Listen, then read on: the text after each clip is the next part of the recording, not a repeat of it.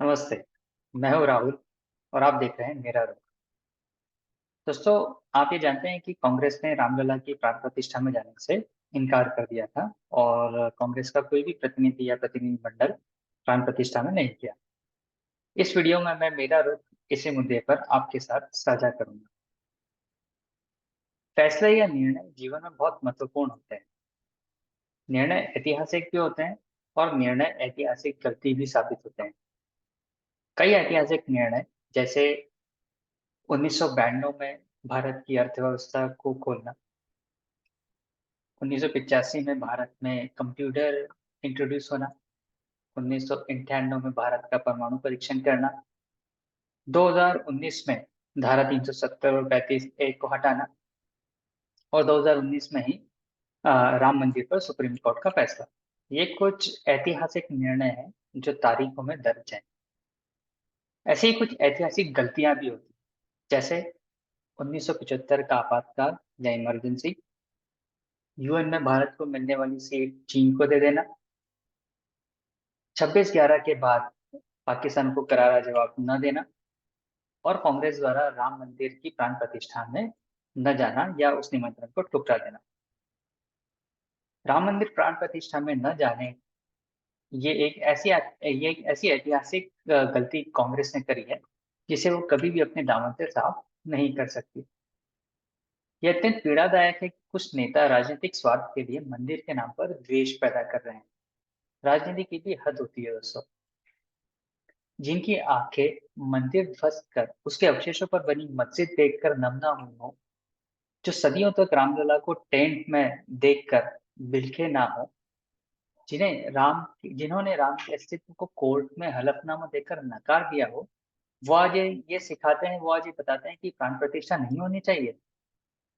आज जब सारा विश्व राम मंदिर के प्राण प्रतिष्ठा के आयोजन को जानने और समझने का प्रयास कर रहा है, वहीं हमारे यहाँ कुछ लोग विद्वेष और कलह पैदा करने में लगे हुए हैं।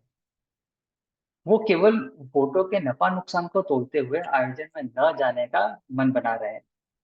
इसी वर्ग ने सेक्युलरिज्म के नाम पर सांप्रदायिकता और जातिवाद फैलाया है।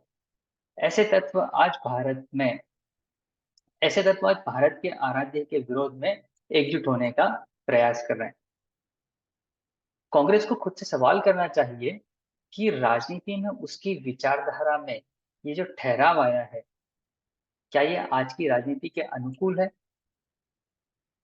सभ्य भाषा में कहें तो लगता है कि कांग्रेस को नजर लग गई है, और दूसरे शब्दों में कहें तो अहंकार इतना सर चढ़ गया है कि 400 से 44 और फिर 52 पर आने के बाद भी अभी तक कांग्रेस को समझ नहीं आई है कि वो गलत क्या कर रही है। प्राण प्रतिष्ठा के न्योते से मानो कांग्रेस को भगवान राम ने एक मौका दिया था कि अपनी गलतियों को सुधार ले और इस स्थिति से अपने आप को उबार ले। पर कांग्रेस ने इस मौके को भी ठुकरा दिया और हाथ से जाने दिया। 22 जनवरी के कार्यक्रम में न जाने से निश्चित ही कांग्रेस के सेक्युलरिज्म पर सवाल खड़े हुए हैं। जैसे, क्या ये सोच आजकल की चुनावी राजनीति की मांग के अनुकूल है, या फिर एक तरफ ताला खुलवाने का श्रेय लेने वाली कांग्रेस ने सुप्रीम कोर्ट के फैसले का स्वागत किया था और दूसरी तरफ प्राण प्रतिष्ठा में न जाने का निर्णय ये विरोधाभास का प्रतीक नहीं है? कड़वी मगर सच्ची बात है कि कांग्रेस ने सोचा होगा कि प्राण प्रतिष्ठा में न जाकर एक वर्ग के वोट हमारे हाथ से नहीं छिटकेंगे। पर वो ये बात को भूल गई कि जो दूसरे बहुसंख्यक वर्ग के वोट जो उन्हें मिलते थे, क्या प्राण प्रतिष्ठा के कार्यक्रम में न जाने का निर्णय लेके अब वो उतने वोट भी कांग्रेस को मिलेंगे?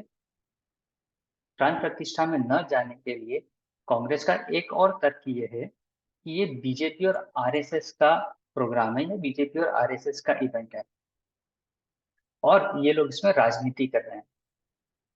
धर्म तो भारतीय राजनीति में आजादी के बाद से ही हावी रहा है।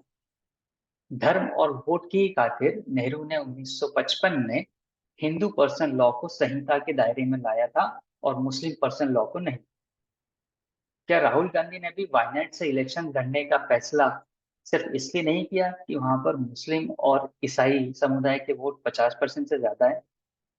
खैर छोड़िए, जाने दीजिए।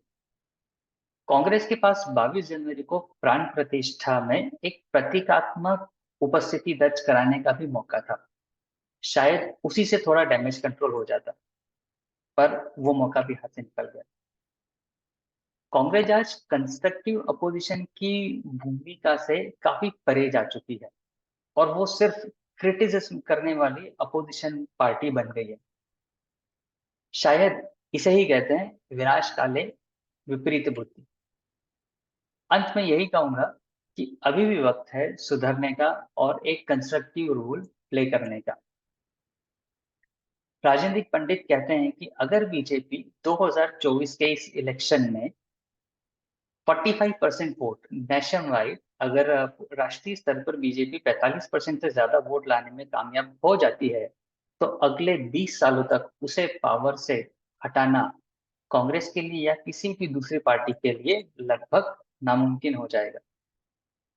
तो दोस्तों, ये था मेरा रुख और मेरा पूरा डिटेल एनालिसिस इस बात के ऊपर। अगर आपको ये पसंद आया होगा तो चैनल को सब्सक्राइब जरूर करें, लाइक करें और वीडियो को शेयर करें। धन्यवाद।